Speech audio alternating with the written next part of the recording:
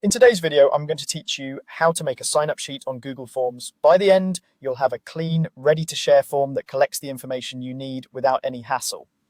First, go to Google Forms. The fastest way is to open your web browser and type forms.google.com.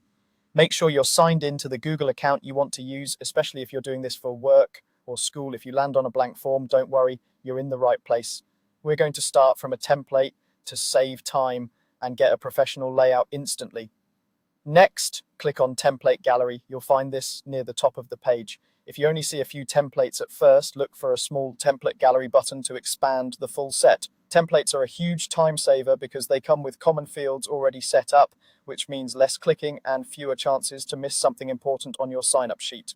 From the gallery, click Contact Information. This template is perfect for sign-ups because it usually includes fields like name, email, phone number, and address.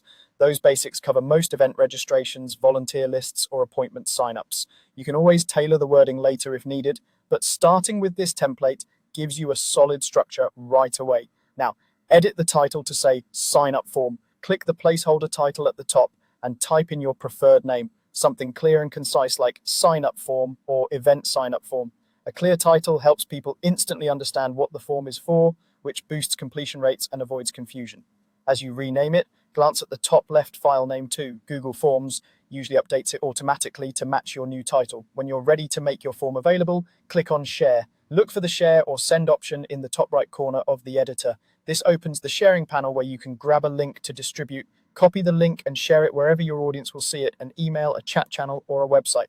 If you prefer, you can send it directly by email from this panel or use a short URL to make it easier to post.